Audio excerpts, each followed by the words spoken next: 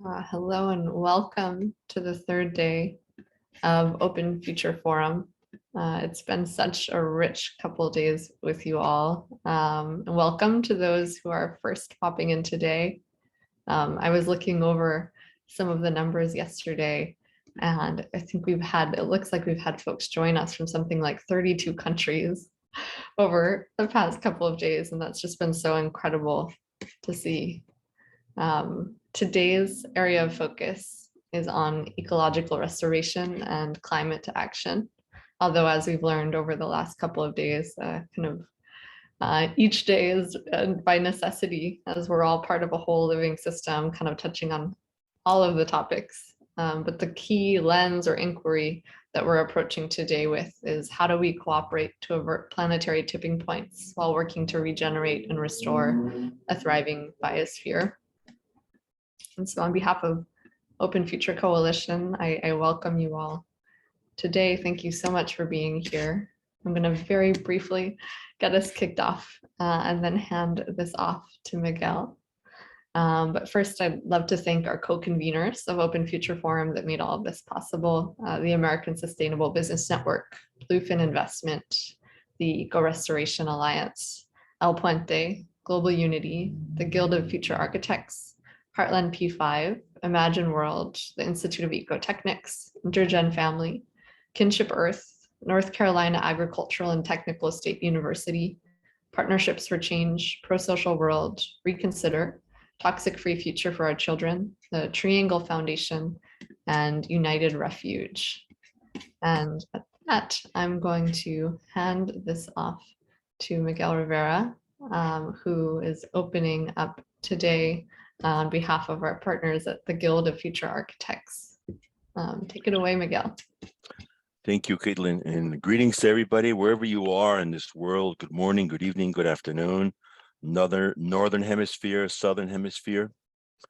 So if you could just, I'm going to ask you to just please take a moment and feel the land that you are in, wherever that may be. Greet the land that you are in, wherever you are. Greet your valley. Greet your mountain, greet your body of water. Take a deep breath, feel your body. Where's your body? Are your shoulders up in your ears? Are you clenching your fists, jaws locked? Take a deep breath all the way into the belly. Feel your feet as roots of a tree, right? If you were to be a tree on that land that you are in, connect to that land in that way. Roots deep into that ground, feeling the elementals, fire, water, earth, air. Feeling the original inhabitants of that land also as well. We invited the ancestors every day. We're going to invite them again today and greet them. Feel those ancestors there.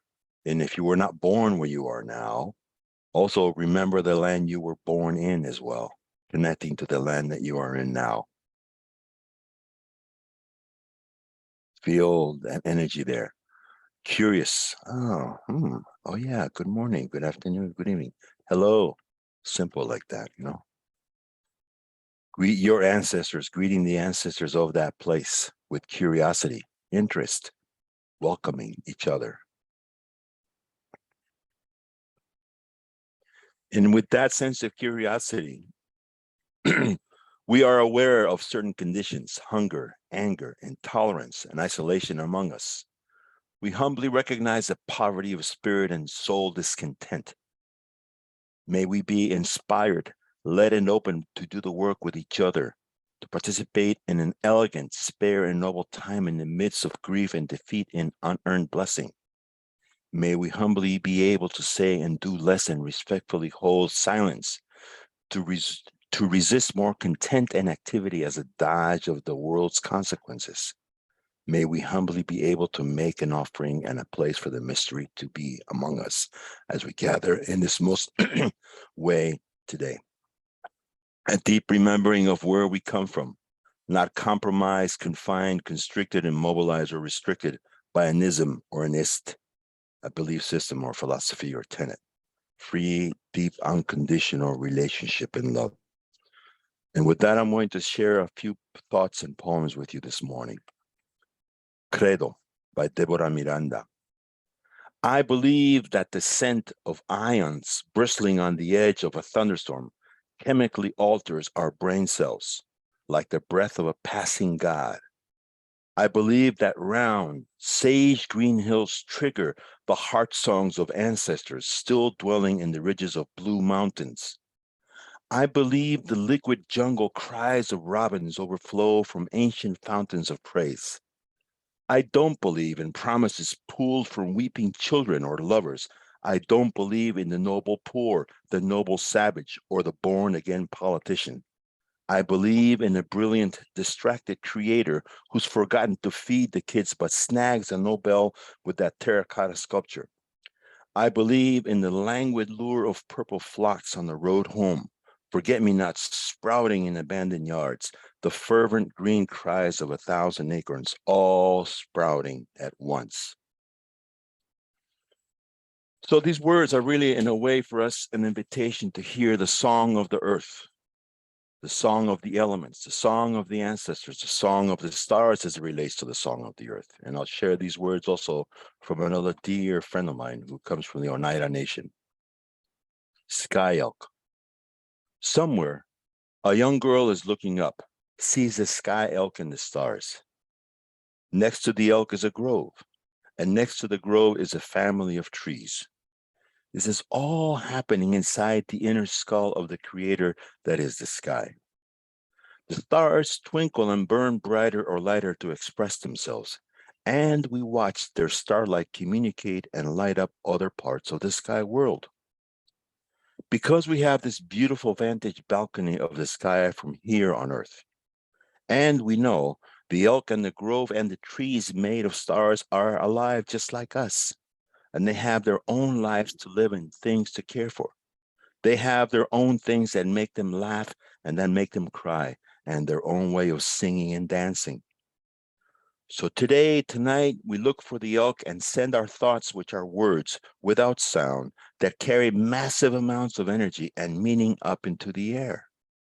And those thoughts travel to the antlers of the elk and walk down the antlers and ask for permission to enter the ear of the elk. And if the stars that are the antlers light up, it means the elk has given permission to the ears to listen. So you and the girl are now both telling the elk that you see next to it a beautiful grove. And beyond that grove is a family of trees, you tell it, in your own way, that from where you stand, you see it all so clearly. And the two tellings complement each other. That's when all the stars that are the elk body begin to light up and shimmer. And the hair across the elk's back feels warm and good, because what you conveyed connects the unspoken worlds of the sky and the earth. Because what you conveyed connects the unspoken worlds of the sky and the earth. Because the sky and the earth are lovers from two different places. And the elk may agree to watch over you and your people for the next season of time as it walks across the sky. And the elk asks to sing you a song. And do you hear the elk ask this? And the song is about what was told to the elk from the other side of the universe at another vantage point. And from there, the same stars align differently, so that the family of trees is in the foreground, and behind the trees is a grove, and behind the grove are the eyes of the elk. And evening, and everything lives inside the thing before it, from this point of view. And this is the same song the elk sings that traveled safely through those beings. It's in the air now, making its way to you. Listen. Can you hear it? Can you hear it? Can you hear it? This is an Oneida poem written by my friend Lotney Elm. So the idea is for us to participate with the world in whatever form you can. And the invitation really is for us to figure out how we are going to do this. A small story. A friend of mine, and I've been with him for many, many, many years. And did their wedding, and eventually both of them got cancer, and one of them had to go across into the other realms. And in death, basically, her name was Sandy. And one of the things that we did is she was an avid gardener. And so we had the ashes put in the center of her backyard, so that her idea was that she knew that all the bushes and flowering trees, shrubs that were in the yard, eventually the roots would get to her ashes. And so whenever they flowered in the next 15 or 20 years, as her husband was still alive, she knew that part of her being was going to be in those flowers. And he would remember her from seeing the flowers every time those trees or bushes bloomed in her backyard. So this is a consideration for us to figure out how we are going to contribute to the well-being, how we're going to feed the earth through ourselves. This is one way in which it was done so eloquently and elegantly by a friend of mine. So the question is reciprocity with the world, right? How are we going to practice reciprocity? So as we go into the small breakout groups this morning, the invitation is for us to consider how we are going to participate in this in a reciprocal manner with the earth.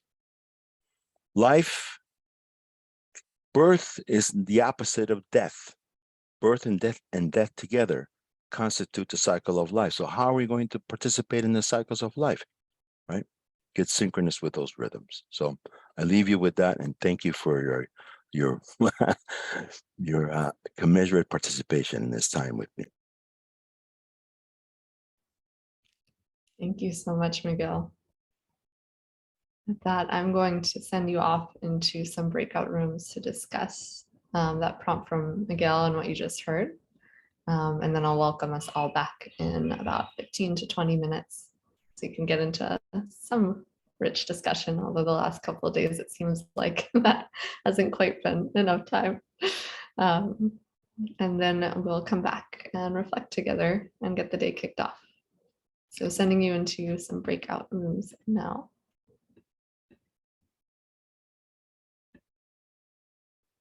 And off you go.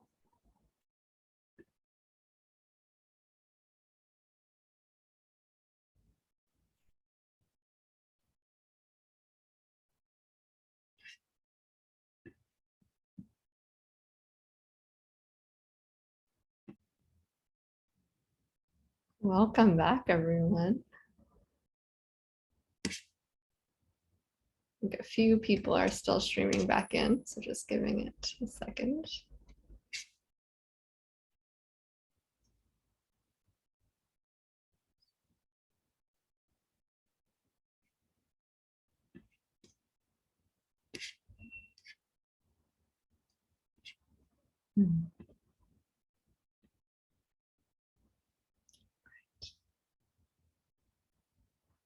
Any initial reflections from your discussion that anyone feels called to share?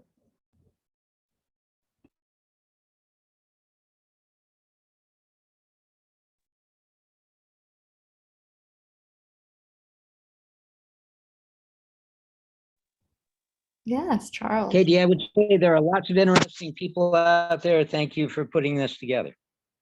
Yeah.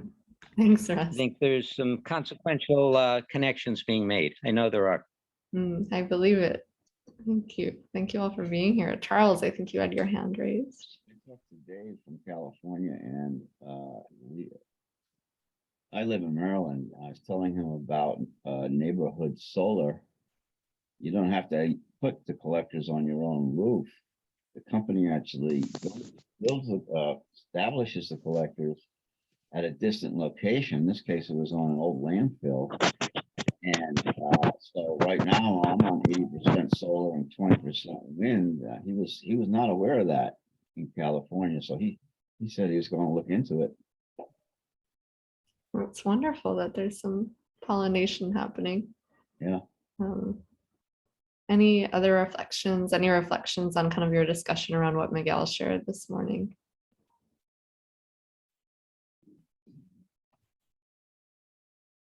Well, I could share that I was fortunate enough to be in the room with the one from Nigeria.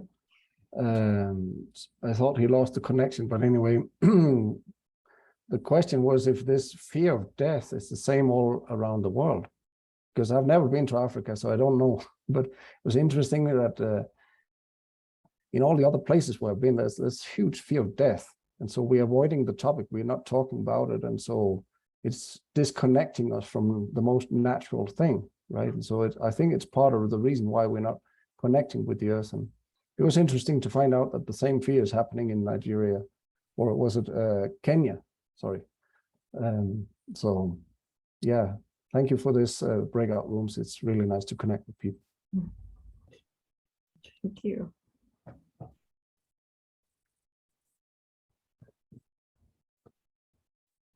Anyone else? Just giving it a moment. If anyone is still contemplating. We talked a little bit about living in community, and I think about that a great deal, because when we think of living in community, we always think about living in community with each other, which of course is extremely important, but living community also is, or even more importantly, is living in community with nature and living in community with your surroundings. And of course, we all, I think, at this forum understand that concept, but I think when I speak to others about living in community, they don't think of it that way. They don't think about living in community with their bioregion, with their historical bioregion, with anything. It's living community with each other, and how do you construct that, almost, instead of understanding that living in community with the area you're in is really supposed to be much more of a fluid, natural process.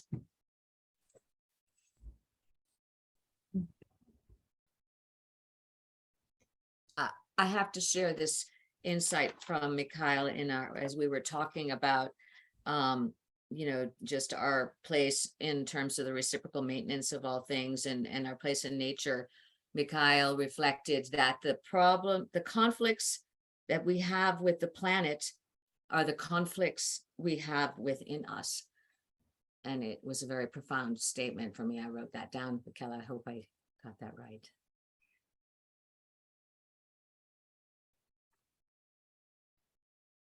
Wow. Yeah, that's Yeah. such a thread from what we were discussing yesterday, what Miguel and I were discussing as we got kicked off this morning. If I may share, part of it is the necessity for us. A lot of times, I said this yesterday, but I'll say it again today. A lot of us from the get-go do not know if we belong here, and it's really important to understand that if there's anything that we are entitled to, is to feel that we are connected to this planet, to this earth, and that we belong here, and there's a place for us.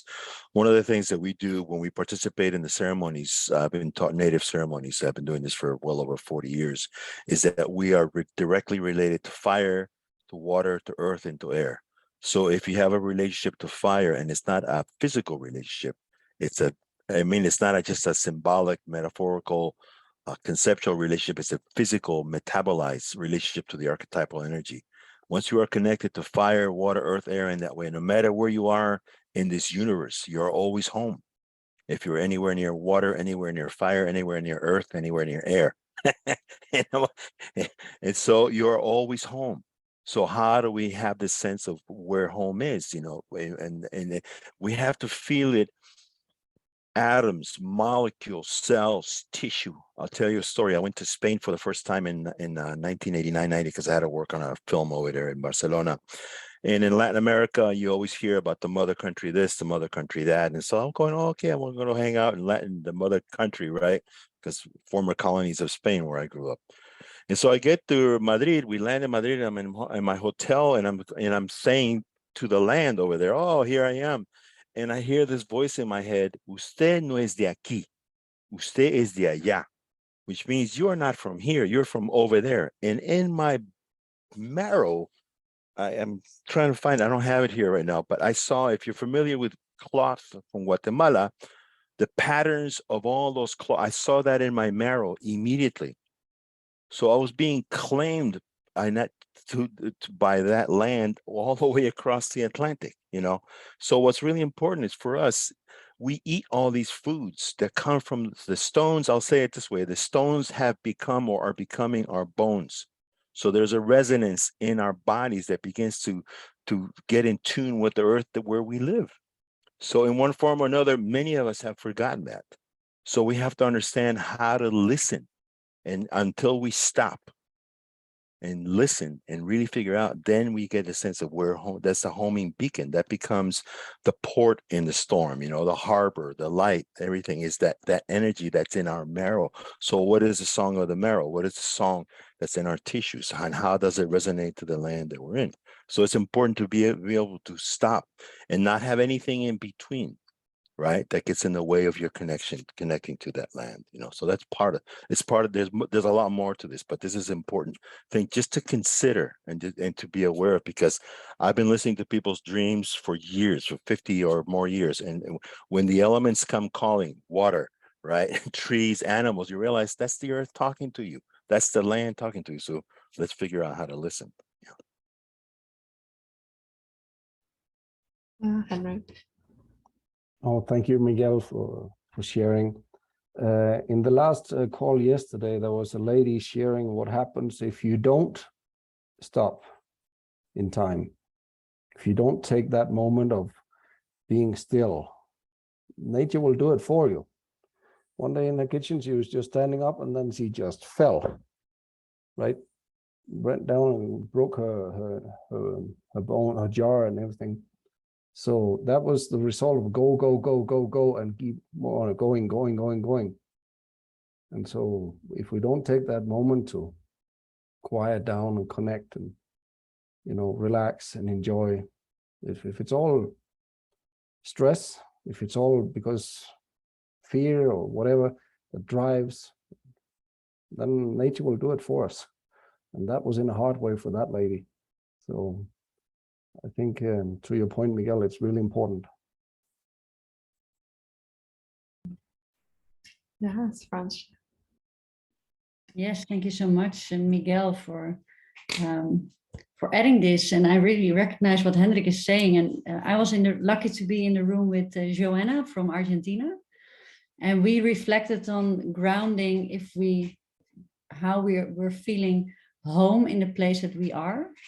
And we came to the realization that you don't actually have to be somewhere to feel a connection between your roots and a place. And then we discussed about being in nature, walking as two walking heads, like being in your head, talking in nature, instead of being completely still and feeling yourself as part of nature. So as Hendrik is saying, being still, it's not enough to be just in nature for that, but really to ground on the place that you are and to listen and to actually feel nature surrounding you. Yeah, I totally align with that.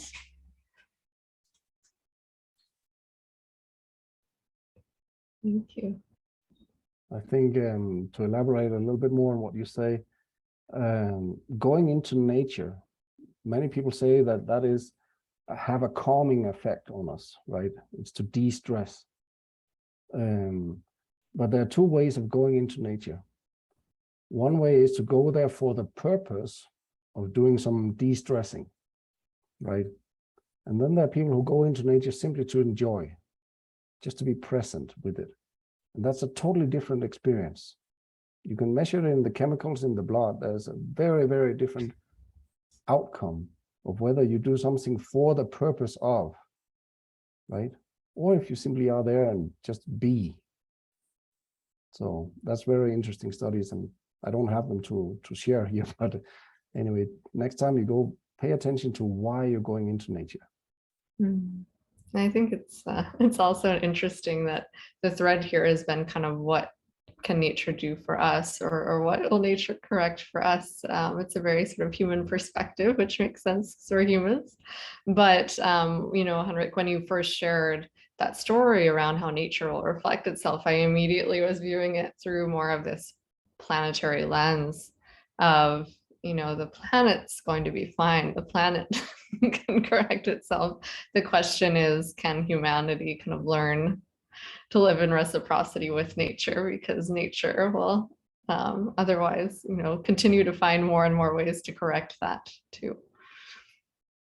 I wanted to share one more thing before I pass it over to Caitlin to close, but I think what's important is to learn how to, even just being in nature and listening, not necessarily is in what we can give, Humans are incredibly avarice. We're always taking, and accumulating, So let's just give. And one of the things that I like to encourage people is go out there and tell your story to a tree, a rock, or a body of water, or to a piece of land. Tell your story in there. Put your grief, put your anger in the earth, directly into the earth.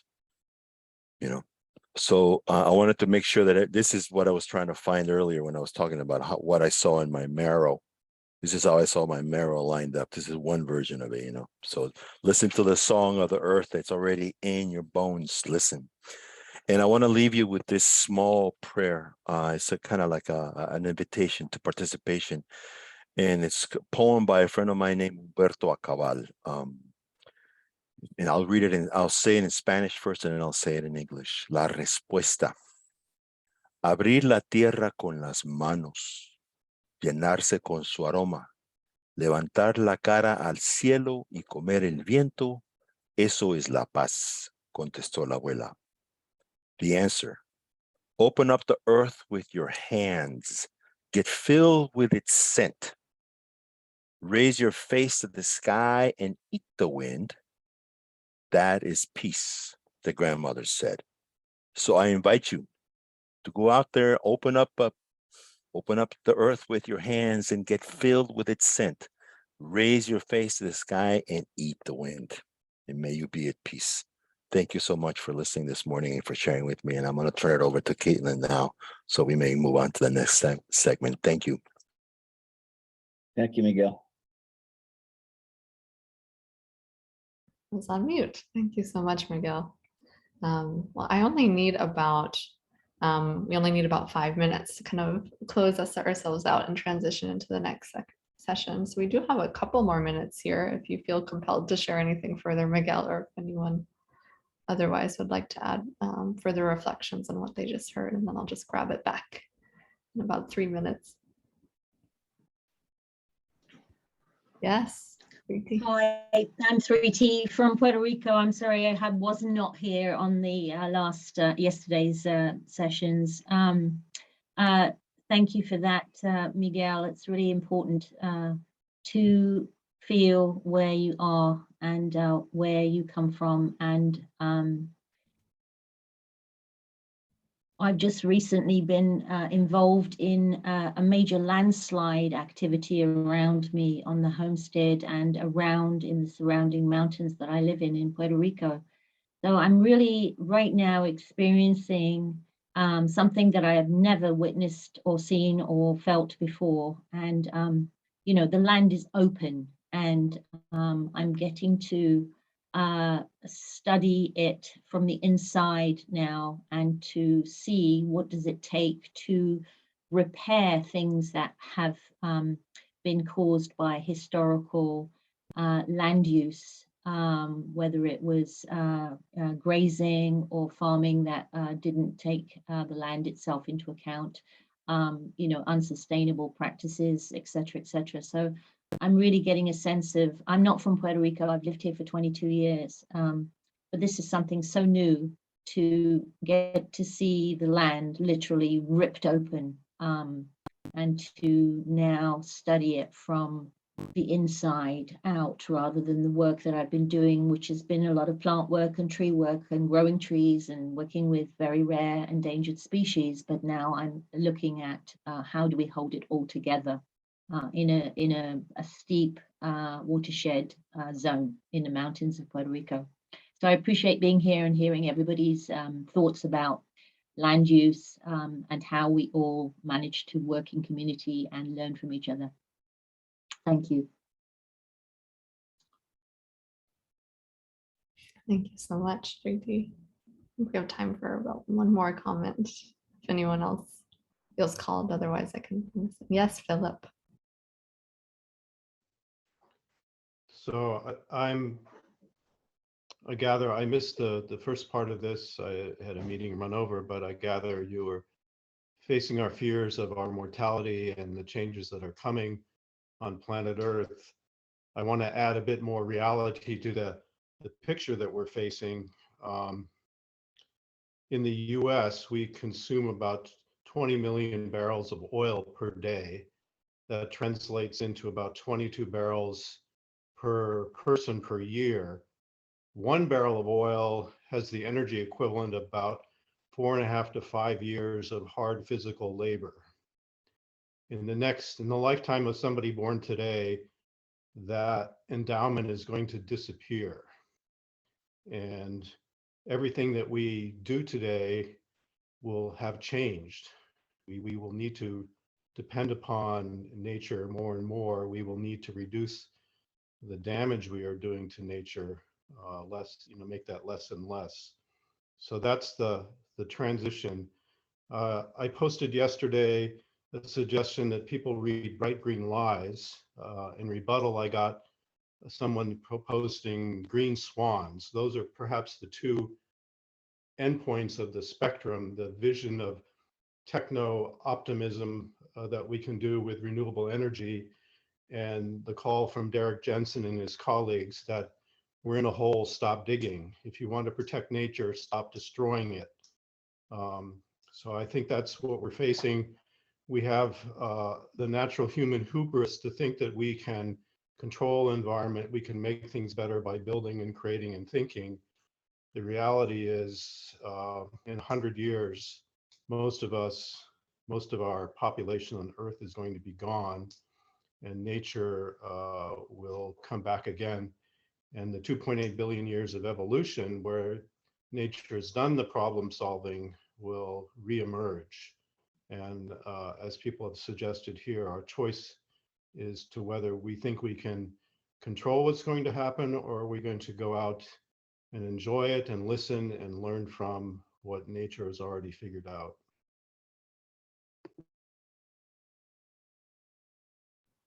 Gary Snyder, one of the eminent ecological poets, said a very similar thing. If we go down, we will go down in style.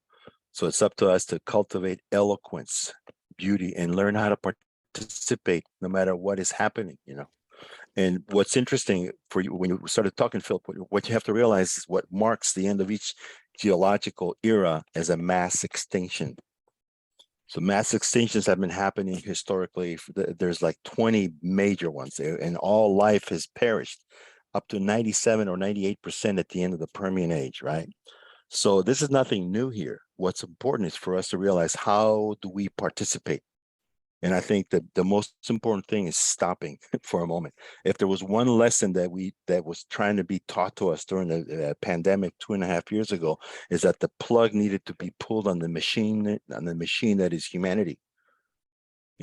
And nature recalibrated itself. There's an old saying that says, God will forgive you for your sins, but your nervous system won't. So what's important is to realize that our nervous systems were getting recalibrated when the plug was pulled, and how conveniently we forgot that that's all we need to do just to begin, is just to stop, period. Doesn't mean that we're not going to do anything, but we just have to stop and see what really needs to be done. If there's something to be done, what needs to be done. So this is the pause is really critical, the pause. So I think it's important, and to do it with eloquence, because there's life force tied up in the polemics, and we have to figure out how to free up that life force.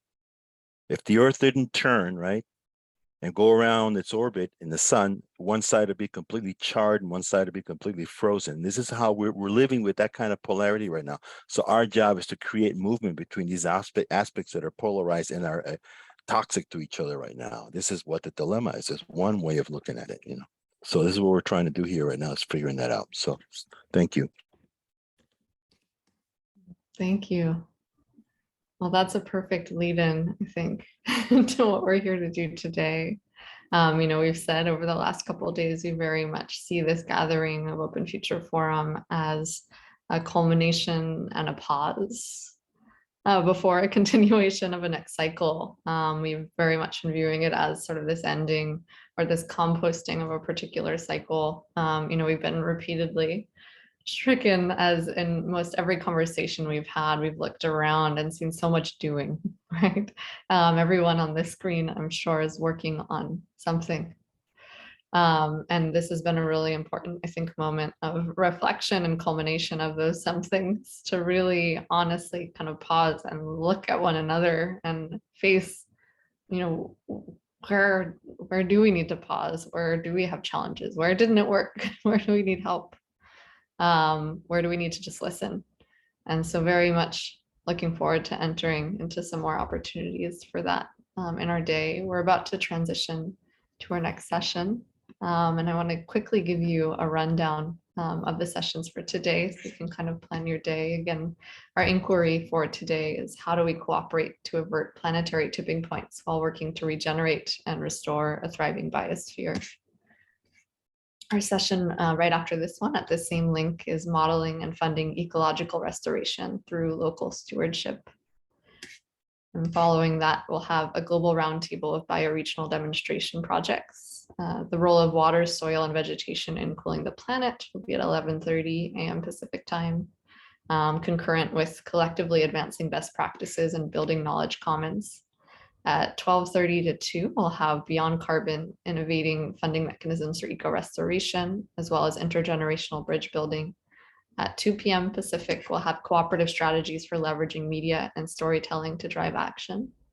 At 3:30, we'll have restoring planetary reciprocity, land stewardship, sovereignty, and rights of nature, as well as rethinking tech through a living systems lens.